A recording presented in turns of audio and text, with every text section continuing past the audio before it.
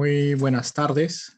Mi nombre es Julia Banto, soy parte del equipo del Lugar de la Memoria, la Tolerancia y la Inclusión Social. Hoy tengo el gusto de estar a cargo de realizar la presentación del libro Retorno de Cuerpos, Recorrido de Almas, Exhumaciones y Duelos Colectivos en América Latina y España. Un libro donde son coordinadoras Anne-Mary Lozonzi y Valerie Robin Acevedo. Para esta presentación contamos con un importante panel académico conformado por Carmen Gurs, José Pablo Baraybar y con Valerie Robin. En ese sentido, quería comentarles acerca de la dinámica de la presentación del día de hoy. Hay una primera ronda de 10 a 12 minutos en relación a las impresiones para cada uno de nuestros panelistas en relación a la temática del texto, y una segunda ronda con unas réplicas y también reflexiones finales que se realizarán entre 5 y 7 minutos. Muy bien, voy a dar pase en primer lugar a Carmen Gurs. Ella es licenciada en Psicología Clínica por la Universidad Femenina del Sagrado Corazón, UNIFE. Asimismo es graduada como psicoterapeuta psicoanalítica con estudios de rehabilitación a víctimas de tortura. Además, posee un posgrado en Administración y MBA en Centrum. Es egresada de la Maestría en Gerencia Social de la Pontificia Universidad Católica del Perú. Además, ha sido docente en la UNIFE y la Universidad Peruana Cayetano Heredia, y ha integrado el equipo técnico para la elaboración de la guía de valoración del daño psíquico en víctimas de violencia del Ministerio Público, y se ha desempeñado como asesora de la Comisión Investigadora de Abusos Sexuales contra Menores del Congreso de la República. Finalmente, es también directora de Desarrollo Institucional en el Centro de Atención Psicosocial CAPS. Nuevamente, extiendo el saludo y adelante, estimada Carmen. Bienvenida. Sí, bueno, gracias por tu presentación, Julio, y gracias al Instituto Francés de Estudios Andinos y a la Universidad de los Andes por haberme permitido el privilegio de comentar este libro, El Retorno de los Cuerpos, Recorrido de Almas, que Anne-Marie Lozonzi y Valerie Robin han coordinado con tanta pulcritud, con tanto cuidado sobre todo. Cuando me convocaron para este comentario, una de las cosas que me dijeron era que lo leyera con lentes psicosociales. Y eso es lo que he intentado hacer, y mis comentarios, quizá más allá de los hechos fácticos o de lo que dice el libro, han ido enfocándose a qué es lo que pasa, yo diría, tanto con las víctimas, con las comunidades, con las familias, con las instancias sociales, como también con los investigadores, ¿no? Antropólogos de verdad increíbles que me han regalado y me han sorprendido. Cuando un libro a uno lo sorprende, quiere decir que ese libro te llega al alma, te llega a presentarte hechos que antes los has leído quizás, pero los vas leyendo después con otra lectura, con otro que te producen otras cosas. Para mí el libro tiene que producirme algo diferente, y este ha sido el resultado de la lectura del libro que hoy tengo el honor de comentar. Voy a empezar estos comentarios con una frase de Ignacio Martín Baró, que debe ser conocido por todos ustedes, psicólogo social y jesuita salvadoreño, asesinado por su práctica psicosocial. Él decía: la verdad de los pueblos latinoamericanos no está en su presente de opresión, sino en su mañana de libertad. La verdad de las mayorías populares no hay que encontrarla, sino hay que hacerla. ¿Y cómo hacerla? Es la pregunta y la respuesta que tiene esta publicación. Las exhumaciones son una de las acciones imprescindibles de un proceso de memoria y verdad, pues nos muestran el lado terrorífico de los hechos de violencia en conflictos y donde la muerte, la tortura y el arrasamiento de los pueblos se realiza vulnerando todos aquellos derechos de la persona humana, que es la vida y la integridad. Y en el caso de los entierros, el derecho a la verdad. Este libro es recorrer junto a los autores, antropólogos forenses, estas historias de duelo suspendido o de duelo especial, como le llamamos los psicólogos, porque los entierros nos remiten una pérdida vivida donde hay un miedo y todas aquellas emociones que acompañan a las sociedades en conflictos, que han transitado en algunos casos como más de 50 décadas, como es el caso de España que se presenta en este libro. Nos remite, sí, me pareció como que el título, El retorno de cuerpos, recorrido de almas, a una concepción binaria del ser humano, quizá una visión más cartesiana, donde el sujeto se entendía desde una dimensión cuerpo y alma. Pero la violencia, la tortura, las matanzas, los exterminios, no solo impactan los cuerpos, las mentes, sino que generan una dimensión subjetiva social que se transmite de generación en generación. La necesidad de saber queda suspendida, no calma, puesto que el ser humano en su trascendencia requiere certezas para poder vivir. Y la incertidumbre y los fantasmas que acompañan a los familiares de un desaparecido no les permite una vida libre y el pleno ejercicio de sus derechos. Es importante desde lo psicosocial tratar de ayudar a entender los comportamientos, emociones y pensamientos de las personas y los grupos, sin aislarlos del contexto social y cultural. Y aquí los antropólogos son una gran ayuda para poder hacer este recorrido. Los conceptos pueden ser útiles desde la psicología, por ejemplo, para entender la experiencia de las víctimas y prepararse para los desafíos de las denuncias, los procesos judiciales y los procesos de acompañamiento. Carlos Martín Beristain también nos habla que el impacto de las violaciones de los derechos humanos puede verse desde 3 perspectivas y pueden también ser 3 tipos de explicaciones de base o metáforas que el libro nos trae también. El trauma, la crisis y el duelo. Como experiencias traumáticas, estas son violaciones que pueden verse como un impacto, como una herida, como un quiebre, que implica una fractura, ¿no? Como nos los cuentan en cada uno de los capítulos del libro y en cada uno de los lugares donde se han trabajado estos procesos de exhumación, que van a significar experiencias estresantes y pueden ser analizadas como situaciones límites que ponen en tensión todos nuestros recursos personales y colectivos para tratar de enfrentarlos. Pero también el impacto puede ser visto como un proceso de duelo, cómo las personas enfrentamos las pérdidas de seres queridos y vínculos significativos. Y aquí es importante, ahora voy a desarrollar un poco en cada uno de los casos, de manera sucinta por el tiempo, cómo cada comunidad, cada etnia, por ejemplo, o cada sociedad va procesando todas estas pérdidas de una diferente manera y cómo se van expresando a través también de los procesos de duelo. Voy a pedir disculpas al auditorio porque como peruana me permito empezar por el capítulo escrito por Valerie Robin sobre, a modo de pregunta, nos habla de devolver la dignidad a los desaparecidos del conflicto armado peruano y es modo de pregunta. Sigue, exhumaciones, justicia transicional y políticas de compasión. Valerie resalta de una manera, con una precisión histórica el proceso de violencia vivido entre los años 80 y 2000.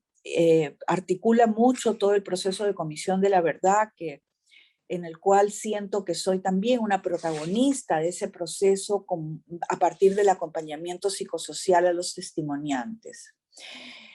Voy a resaltar algunos aspectos que desde lo psicosocial me parecen interesantes, como cuando ella explica la espectacularización de la exhibición y ceremonia de la partida de los familiares. Esto es tomado de Habermas sobre el principio de publicidad como espacio político, como espacio social, y el rol que tienen las víctimas como asumir ya procesos de ciudadanía. Yo he acompañado muchos equipos en Ayacucho, en procesos que han acompañado los procesos de duelo, de exhumaciones, y hemos visto también que este paraguas humanitario, como lo habla Baraybar y Cardosa, donde el elemento judicial ya no es el importante y que más bien se busca un entierro digno, la empatía, la consideración a las heridas de guerra, creo que es algo que ha sido dignificador, rompiendo todas estas historias que nos cuenta Robiena Acevedo en las entrevistas que hizo a muchos otros pobladores en estos años, donde hubo un trato muy indigno de los casos de los familiares cuando se les entregaran las exhumaciones, con una falta de acompañamiento psicosocial. Y habla que en 10 años, en 263 exhumaciones, solo 16 de ellas contaron con una psicóloga. Entonces, sabemos en el Perú que el enfoque humanitario desde la ley de búsqueda de personas desaparecidas en el 2016 y la dirección tiene un área de acompañamiento psicosocial. Esto lo explica muy bien. Y bueno, hay que leerlo porque en realidad vale la pena hacer este recorrido con Valerie. No voy a, para no abrumar y no dejar de lado los otros capítulos del libro, me voy a remitir al de Francisco Ferrazzi, Exhumar la derrota, fosas comunes de la Guerra Civil Española.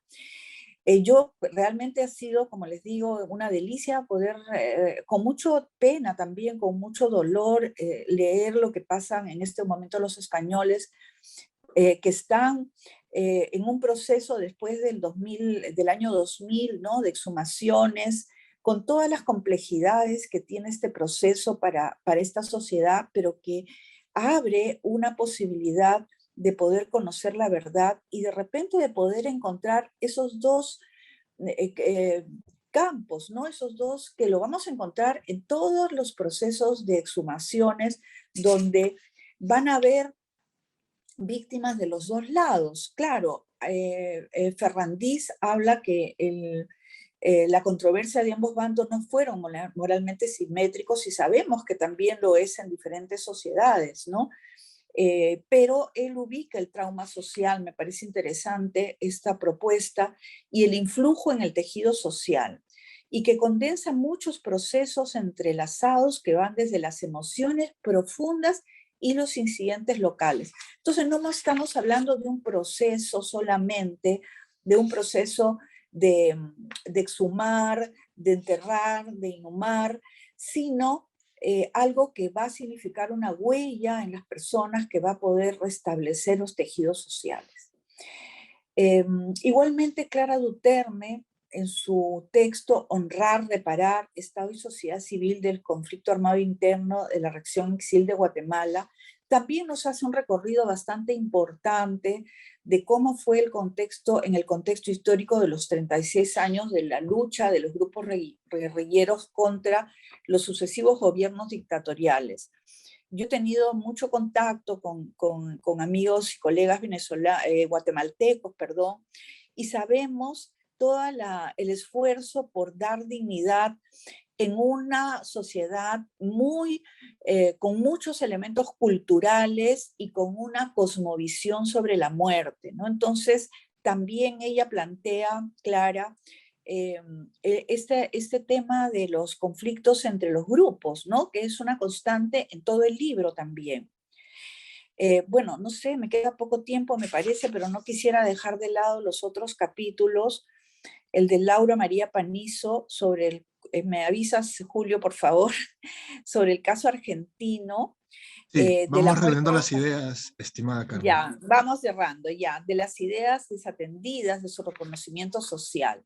Anne-Marie Le Boissier me pareció espectacular, no conocía este tema de la violencia y suicidio y exhumaciones en la población en Verá, Catió, en Colombia, en Antioquía, Colombia. Realmente es para volver a releer este texto, porque esta articulación entre lo que significa la muerte, el espíritu de los muertos, busca conflicto con el alma de los vivos, y cómo los procesos de exhumación tienen que tener un componente intercultural importantísimo, que muchas veces los pueblos, muchas veces no cuentan, o las políticas estatales, ¿no? En miras de una reconciliación nacional, porque es parte del eje también que tiene todo el libro, el ir hasta la reconciliación nacional, van dejando de lado muchos aspectos, ¿no? Bueno, yo en realidad hay 2 artículos más de Ariana Sesión y Dorote de la Cruz que les agradezco muchísimo porque tocan el caso peruano. Ya no me da mucho tiempo de comentarlo más extensamente, pero estos 2 autores llegan al contacto con las personas, a qué sintieron las personas, qué sintieron las familias. El recojo de testimonios, qué importante es, porque es reparador. Yo quisiera como terminar con algunas ideas desde lo psicosocial, desde lo psicológico, de la importancia de conocer la verdad. La exhumación permite saber, aunque con mucho dolor, lo que pasó con sus familiares y de qué forma murieron.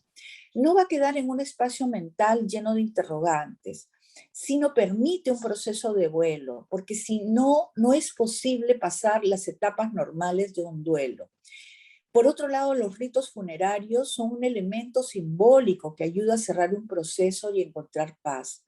No seguir viviendo en la incertidumbre y el desamparo. Yo quisiera hacer mención a algún psicoanalista que para mí es una fuente de conocimiento, que me ha ayudado en toda mi vida de atención y acompañamiento a víctimas de violencia, que es, él trabajó en Israel, es Moti Ben Yakar, en la Guerra de los 7 días, y impulsó la recuperación de los familiares del atentado de la AMIA en Buenos Aires. Ben Yakar habla de un introducto, que es como un quiste, difícil de acceso a lo consciente por su efecto, y que no permite unir la palabra con la representación de los hechos, por lo cual la elaboración de un proceso traumático queda como suspendido. Esto funciona no solamente a manera de los individuos, sino a nivel de las sociedades también. Un evento disruptivo, doloroso y terrorífico no puede ser desenterrado para conocer la verdad de lo que pasó. Por eso estos procesos que tienen que ver con la exhumación son procesos psicosociales que definitivamente abordan la recuperación psicosocial, la recuperación de la salud mental, no solamente de las personas, de las familias, sino de las sociedades. ¿Por qué? Porque hay un reconocimiento de parte del Estado de lo que pasó. Y que eso Carmen, que disculpa, pasó no podemos debió ir ya pasar. cerrando esta primera, Tres por favor. palabras sí, 3 palabras. Por ello las reparaciones son elementos de resarcimiento. No he hablado de reparaciones porque más allá de los montos permite que los afectados por graves violaciones a derechos humanos sean reconocidos como sujetos de derecho. Y muchas gracias. Muchas gracias, estimada Carmen. Hay que recordar que tenemos una segunda ronda para poder complementar y poder cerrar de repente algunas ideas que no nos alcancen esta primera intervención. Y bueno, ahora le doy la palabra a José Pablo Baraybar. Él es arqueólogo por la Universidad Nacional Mayor de San Marcos, especializado en la exhumación de restos humanos y técnicas de criminalística. Es además máster en ciencias por la Universidad de Londres y magíster en antropología física y forense por la Universidad de Granada. Cuenta con un doctorado en filosofía en antropología física y forense en la Universidad de Granada en el año 2015. Es también defensor de los derechos humanos y figura clave en la búsqueda de las víctimas de la desaparición forzada y las ejecuciones extrajudiciales durante el conflicto armado en su país. en el Perú. Testificó como experto en el Tribunal Penal Internacional en la ex Yugoslavia, la Corte Interamericana de Derechos Humanos y el Poder Judicial de Perú, y es asimismo autor de diversos libros, entre ellos La muerte a diario, y es investigador en escenarios post-conflicto en Latinoamérica, los Balcanes, África y sudoeste asiático. Actualmente se encuentra trabajando con la Cruz Roja. Muy bien, bienvenido, estimado José Pablo. Adelante, por favor. Sí, les agradezco mucho la invitación para compartir la reseña de este libro. Quisiera decir solamente que lo que voy aquí a opinar son opiniones personales y no representan la visión ni opinión de la Cruz Roja Internacional para quien trabajo. Le agradezco a Carmen también por haber reseñado cada contribución al libro. Esto me permite ir mucho más al punto. Tengo una cosa bastante breve. Empezaré diciendo que como antropólogo forense y habiendo protagonizado de alguna manera la exhumación del pasado reciente, no me gusta mucho esto de exhumación, pero vamos a usarlo para entendernos. Este libro me interpela, ¿no? Definitivamente me interpela. Creo que el punto más importante es descubrir que si bien asumimos por la experiencia que hay una comunalidad básicamente en la experiencia propia de las personas que se han enfrentado a ese tipo de problemas, conflictos, masacres, violaciones de derechos humanos múltiples de cualquier tipo, en distintos lugares geográficos o temporales, con actores básicamente diversos, al final convergen, ¿no es cierto?, en experiencias similares. Y todo eso está colocado en este mismo libro, lo cual es muy, muy interesante. Antes de hablar del libro en sí, quisiera reafirmar algo que siempre repito, y me parece que es importante repetirlo una vez más, y es que nadie desaparece. Y el hecho de hablar de manera discursiva del término de desaparecidos, entre comillas, muchas veces, no siempre, relativiza el hecho de personas, ¿no es cierto?, que en los contextos que discutimos fueron muertas por actores estatales, ¿no es cierto? Sin embargo, las consecuencias, como se ilustra en el libro, son similares, entre ellas, más allá de las particularidades culturales, de las proporciones, en el número de víctimas y los contextos políticos donde estas situaciones ocurren. Quisiera ir directamente al punto con dos comentarios específicos, al menos en esta primera ronda. El primer comentario es tal vez entender la necesidad que existe, que nosotros los forenses, por colocarnos ahora como un grupo en esta situación, podamos articular la búsqueda de la verdad factual dentro de procesos judiciales, humanitarios o lo que fuera, entendiendo que uno no se contrapone con el otro, lo judicial y lo humanitario no son enemigos de alguna manera, con las necesidades de las víctimas, pero expresadas por ellas y aceptando a veces las posiciones contradictorias para nosotros entre lo que asumimos se debería hacer y lo que ellas desean que se haga. Creo que hay una diferencia importante básicamente en esto.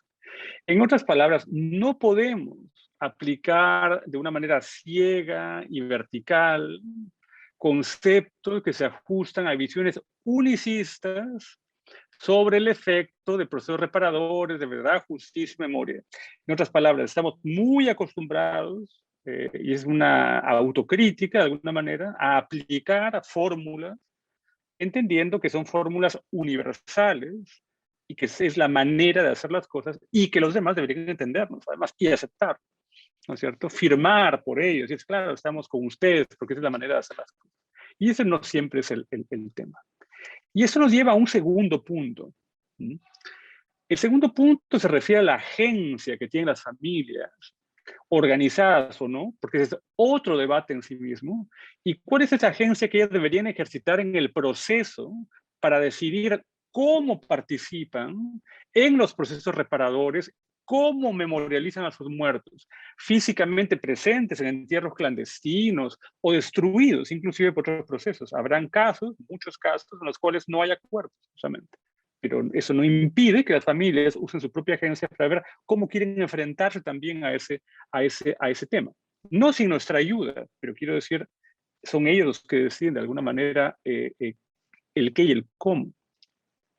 Entonces, por ejemplo, como les decía hace un momento, ¿qué haríamos o qué propondríamos nosotros desde este asunto forense? Por eso el tema de exhumación ya no calza tan bien en esto, cuando los cuerpos ya dejaron de existir en su materialidad, ¿no? Porque fueron, no sé, incinerados, los lanzaron a un río, al mar, o la acidez de la tierra los destruyó. Habría que pensar también en eso, que es muy importante, como propuesta para que las familias con su propia agencia puedan decidir cómo entrarle a ese tema. Creo que en base a esto vamos a poder entender también que las respuestas van a ser varias y en muchos casos contradictorias entre ellas y contradictorias hacia las expectativas que tenemos respecto a la lógica que nosotros estamos imponiendo a los demás. Y es importante explorar esto, así sea complicado, ¿no es cierto? Esto no quiere decir bajo ninguna circunstancia que sea usado como un pretexto en el cual los estados digan, entonces yo no soy responsable, básicamente, hacia mis ciudadanos porque me dijeron que yo quiero memorializar de esa manera y eso no va de acuerdo al marco que yo impongo. Son dos cosas diferentes. La responsabilidad del Estado perdura, existe y debe ser básicamente realizada, pero tomando en cuenta también quién es el beneficiario de esta situación. El otro punto que se deriva de esto es que si nosotros entendemos que la condición de víctima es una condición adquirida, tal vez sea necesario que la primera tarea reparadora sea la aceptación de este hecho, que la condición de víctima es adquirida, ¿no es cierto? Y después aceptar la voluntad, ¿ok?, de quien a través de un proceso determinado persigue la restauración de su condición inicial, es decir, antes de convertirse en víctima. Porque la idea de reparar es justamente llevar a la persona de alguna forma a ese estadio previo a el estadio que le transformó en una víctima. Nuevamente, esto no exime al Estado de su responsabilidad de reciudadanizar, ¿no es cierto?, a quien a través de su victimización dejó de serlo, dejó de ser ciudadano, pero sin respetar sus deseos. Es decir, yo no puedo imponer nuevamente la manera de hacer las cosas más allá de la voluntad de quien recibe esta situación.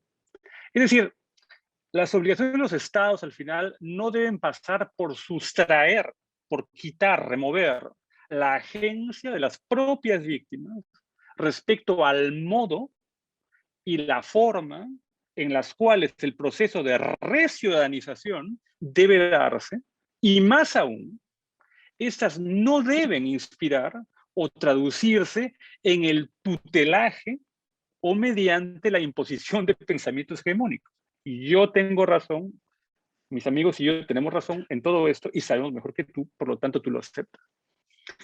Finalmente, diría yo que es importante reflexionar sobre la necesidad de fomentar un lenguaje de víctimas en las cuales, y para empezar, todas y cada una de ellas se reconozcan como tales, sin contar su estatus, posición política o creencia, entre tantas otras variables. Solo el reconocimiento de esta identidad común y compartida podrá permitir establecer las modalidades a través de las cuales los varios procesos, entre ellos el forense, se podrán desarrollar. Yo me quedaría aquí por el momento. Gracias. Muchas gracias, José Pablo. En esta primera ronda hemos podido integrar, conocer los comentarios tanto de Carmen Gurs como José Pablo Baraybar, de incidir en un tema tan importante como es el derecho a la verdad y conocer el paradero final de muchas de las personas que lamentablemente perdieron la vida durante este proceso tan complejo y sensible como fue el periodo de violencia que vivió el Perú durante la década del 80 al año 2000. Y en relación a lo último que mencionaba José Pablo, de la capacidad que tienen las víctimas a través de su agencia, de cómo pueden interactuar con las políticas públicas que realiza el Estado peruano para poder ubicar, entregar y tener un entierro digno, como también señalaba Carmen Wurst en su intervención. Entonces, esa parte, esa relación es fundamental ahora que conocemos que se viene desarrollando hace algunos años el trabajo de la Dirección de Búsqueda de Personas Desaparecidas dentro del Ministerio de Justicia y Derechos Humanos. Entonces, esta primera ronda tuvo estas participaciones. Ahora pasamos a un segundo momento que vienen a ser continuar el desarrollo de las ideas y también unas reflexiones finales por parte de nuestros comentaristas. Pero antes de eso, voy a darle la palabra también a Valerie Robin. Disculpen, Valerie Robin va a hacer también su participación en esta primera ronda y antes de darle la palabra voy a hacer su presentación. Valerie Robin es doctora en Antropología Social por la Universidad de París. Es profesora principal de Antropología en la Universidad de París y también enseña en el Diplomado de Lengua y Cultura Quechua del INALCO. Es además miembro del laboratorio URMIS, es investigadora asociada del Instituto Francés de Estudios Andinos, el IFEA, y ha coeditado últimamente los libros Immaterialities del Amor, el año 2020, y Retorno de Cuerpos, Recorrido de Almas, Exhumaciones y Duelos Colectivos en España y América Latina, por la Universidad de los Andes y el IFEA el año 2021, que es justamente el libro que estamos hoy presentando. Muy buenas tardes y bienvenida nuevamente, Valerie. Adelante, por favor. Muy buenas tardes, gracias Julio. Quisiera ante todo empezar agradeciendo muy sinceramente porque es un honor para mí que estén comentando este trabajo colectivo, tanto Carmen Wurst como Pablo Baraybar, y que me interesa mucho tener justamente este diálogo pluridisciplinario, especialmente desde el lado del enfoque psicosocial y desde la antropología forense, viendo esos temas. Yo voy a intentar hacerlo muy corto porque me parece mucho más interesante lo que tienen que decir Carmen y José Pablo, pero quizás solamente decir una palabra sobre el libro y luego hacer un poco de eco a lo que decía Carmen y luego José Pablo. Solamente recordar que este libro es en parte una traducción de un libro que salió en Francia en el 2016 y que entonces se reactualizó del 2016 en el Perú, pues como ya se ha dicho, bueno, hubo también la promulgación de la ley de búsqueda de personas desaparecidos y una evolución en el proceso de búsqueda y de restitución de los cuerpos encontrados. Pero el objetivo de este libro es ante todo un libro hecho por antropólogos sociales. Nuestro objetivo, todos los autores antropólogos han estado trabajando el tema de la violencia política, de la guerra, desde el enfoque de los estudios de memoria, más que todo, pero también son estudiosos que han trabajado el tema de la antropología de la muerte.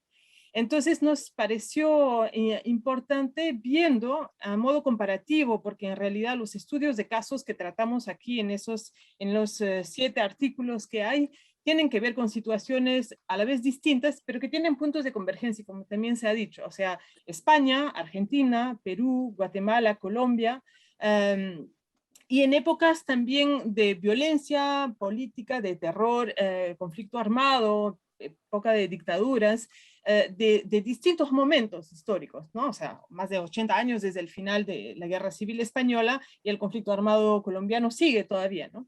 Entonces, lo que nos interesó, porque hemos visto, ¿no?, que se implementó unas campañas masivas, digamos, que se han desarrollado desde la perspectiva también con en el ámbito de las comisiones de la verdad y reconciliación que se han llevado a cabo tanto en Perú como en Guatemala, que los procesos de búsqueda de personas desaparecidas se han implementado, pero nos parecía que faltaba quizás otro enfoque no tanto desde el marco, digamos, de las políticas públicas implementadas por los estados, o como en algunos casos eran más bien asociaciones de defensa de derechos humanos que estaban implementando las exhumaciones y los entierros colectivos de los muertos de esos periodos de violencia, sino también nos parecía importante intentar entender cuál era el impacto, porque muchas veces se hablaba también de la sanación que iba a permitir y del duelo posible que iba a ser posible luego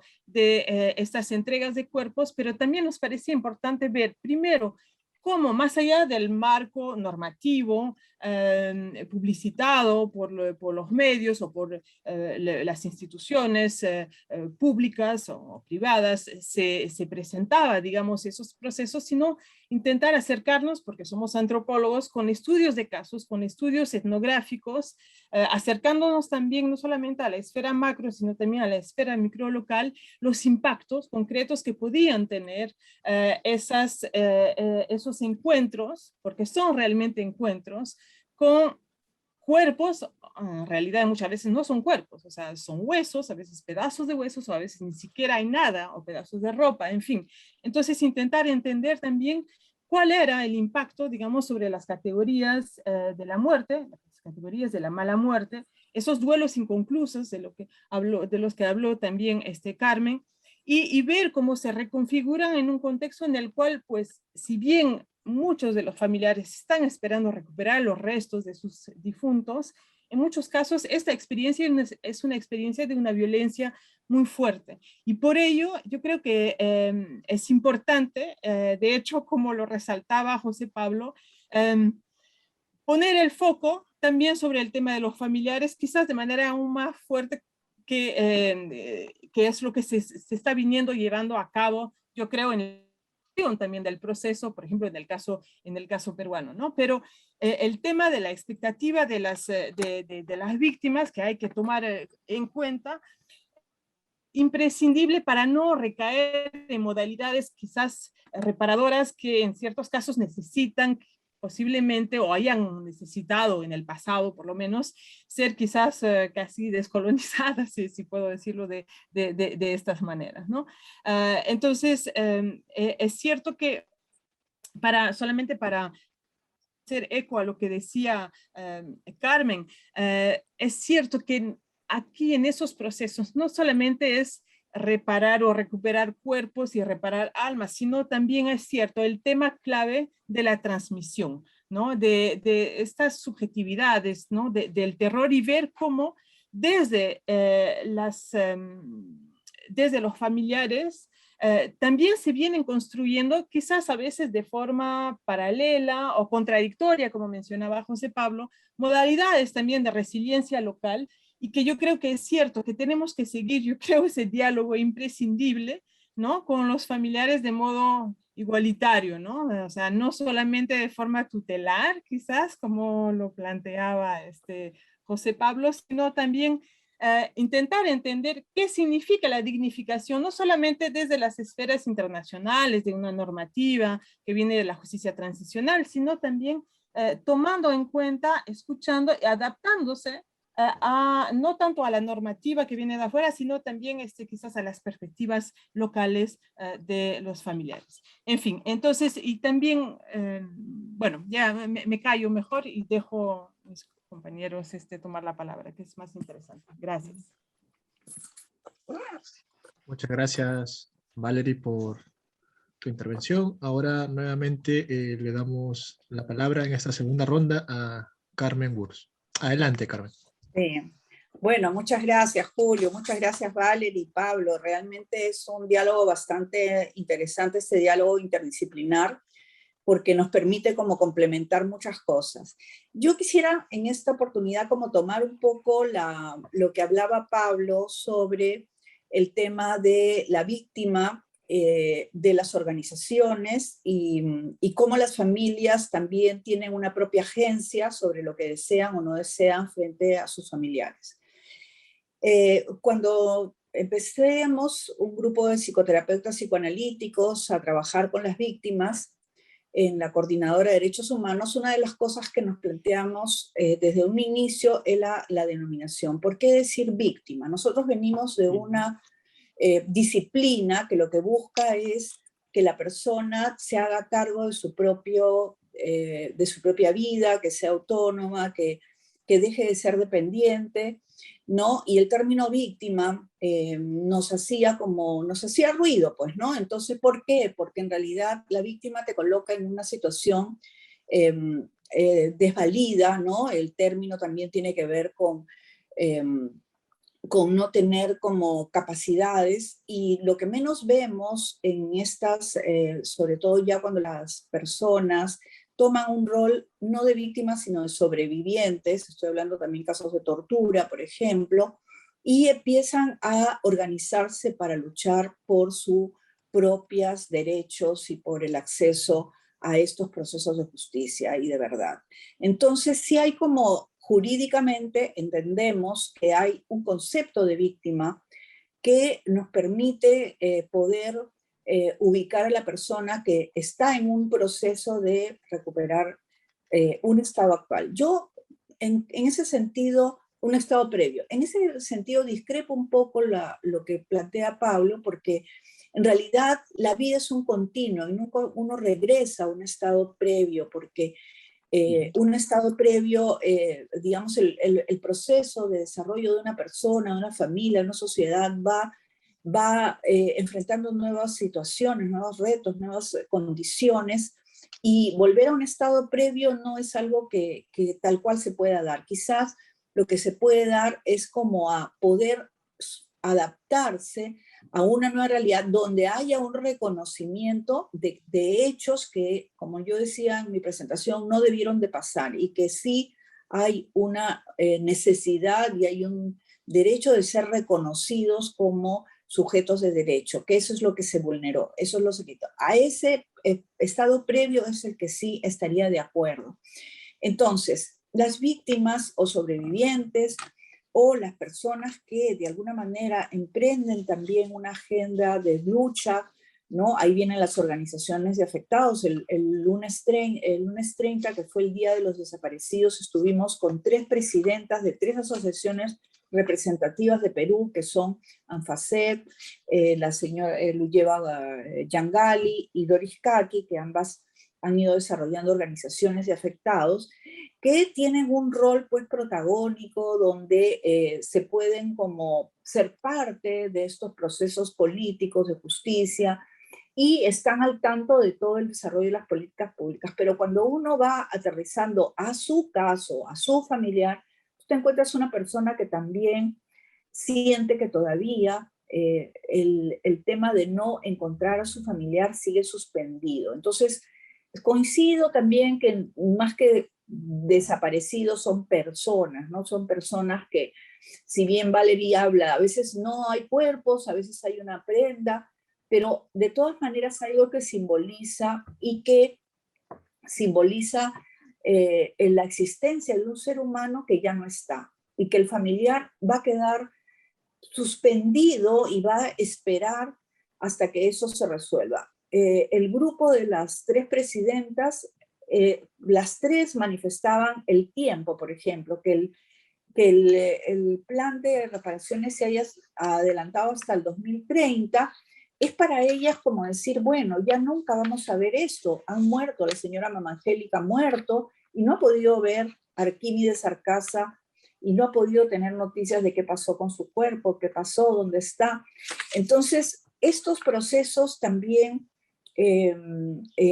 modifican también formas de funcionamiento, ¿no? Entonces sí podemos tener diferentes tipos de víctimas, de sobrevivientes, de dirigentes, ¿cómo se llama?, de activistas de derechos humanos, porque en realidad lo que vemos es que al poderse haber recuperado, entre comillas, obviamente, la parte emocional, de poder haber trabajado estos impactos, muchas de ellas han sido parte de procesos de terapia también, que son necesarios para poder fortalecer su yo, para fortalecer su liderazgo y poder ayudar a otras familias. Muchas veces en estos procesos de liderazgo también se olvidan de ellas mismas, ¿no? Y asumen posiciones donde dejan de lado su propio bienestar familiar y personal. Pero bueno, ya eso es un tema también que a tomar en cuenta.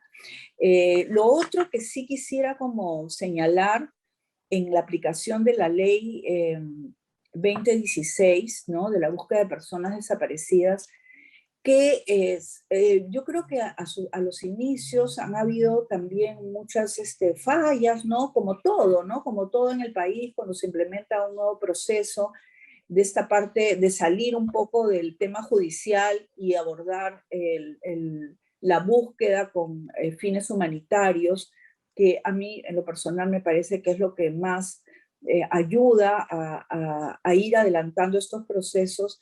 También es cierto que hay otras instancias del Estado, por ejemplo, la SEMAN, por ejemplo, el Ministerio de Salud, que no llegan como a fortalecerse como para poder ayudar totalmente en un proceso que se necesita no solamente una dirección del MINJUS, ¿no? Se necesita el EF, el Ministerio Público, donde todos estén como alineados en un enfoque psicosocial, ¿no? De que no es una cuestión paternalista, como decía Pablo, de arriba para abajo, colonialista, como decía Valerie, ¿no? Nosotros sabemos porque tenemos que cumplir los mandatos internacionales, sino que detrás de todo eso hay personas con una diferente cultura, con un diferente idioma, ¿no? El hecho de, por ejemplo, he estado viendo que el personal que contrata la dirección para justamente hacer todo este trabajo previo en las comunidades tiene que ser un personal quechohablante para poder también recoger las verdaderas, lo que las familias quieren, porque en realidad las familias son las protagonistas de este espacio, ¿no? Y su recuperación va a depender de qué tanto se sientan que son tomados en cuenta y dignificados de acuerdo a sus rituales y a sus costumbres por las cuales ellos entierran a sus muertos y cómo quieren ser tratados, ¿no? Eso creo sería por mi parte en esta segunda ronda. Muchas gracias, Carmen. Nuevamente pasamos con la intervención de José Pablo. Adelante, José Pablo. Ya, Fuerte y bien. claro. Perfecto. Gracias, Carmen. Hay 3 puntos, básicamente, y uno es un tema que sí quiero aclararlo con Carmen, pero creo que estamos diciendo lo mismo, pero con términos diferentes. Yo también creo que el término de víctima es más que nada un término legal en este caso, ¿no? No lo tomaría como otra cosa más. Para mí, básicamente, el criterio de víctima es solamente para poder señalar la ocurrencia de algo, de un momento que marca un antes y un después, un tatuaje, una herida, una cicatriz, por decirlo de esa manera, pero son sobrevivientes. Y el sobreviviente está en camino, es una persona en camino, en tránsito. ¿A qué? A recuperar su ciudadanía. Porque en efecto, el evento victimizador, lo que hace es sustraer la ciudadanía de la persona, ¿cierto? Esa persona se vuelve básicamente una persona sin valor, sobre la cual se pueden aplicar todo tipo de vejaciones, digamos, sin que a nadie le importe, como por ejemplo desaparecerla, o sea, le importa a su familia, pero no al Estado, por ejemplo, en este caso, que sería el responsable al final de garantizar la integridad de ese ciudadano, como todos los ciudadanos, de cualquier tipo de agente. Entonces, para mí, básicamente, el tema más importante es el siguiente, es decir, es un tránsito de la ciudadanía. La victimización desciudadaniza y la responsabilidad de la reparación al final es reciudadanizar.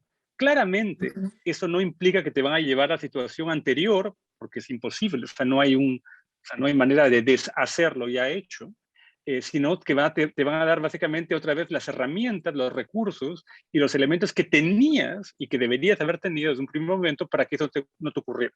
Ese es el primer punto. El segundo punto, que me parece interesante también mencionar, es el tema de las recetas, ¿no es cierto? Entre comillas.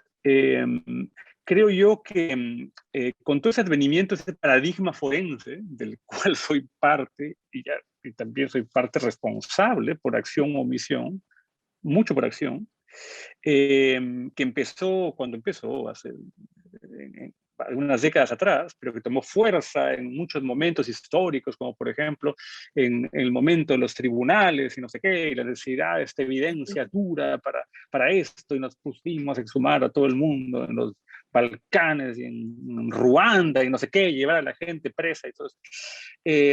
Ha generado básicamente también la impresión como que somos una suerte de solución, cuando somos solamente un medio. Un medio en casos muy puntuales, además.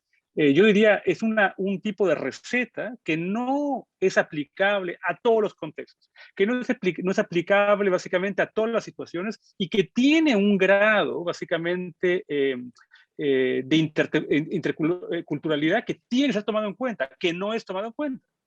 El mejor ejemplo está ahí, básicamente el ejemplo sobre Colombia, de los de Emberá, me parece una cosa muy interesante en base al libro.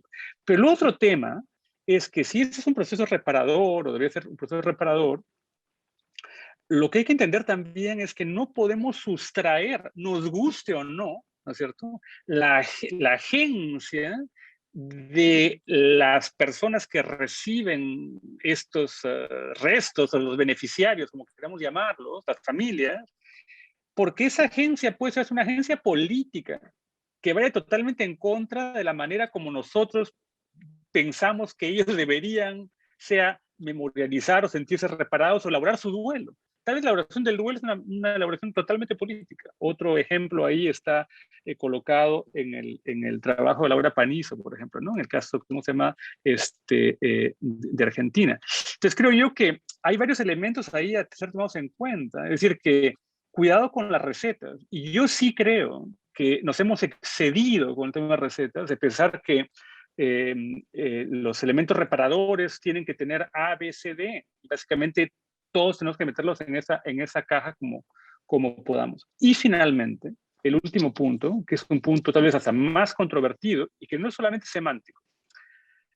La búsqueda no es ni no es humanitaria o judicial o lo que fuera. Okay. Ese es, creo, el tema más importante. Cuando se habló en su época de ese asunto del paraguas humanitario y de esas cosas, a lo que se refería simplemente es un tema de plazos.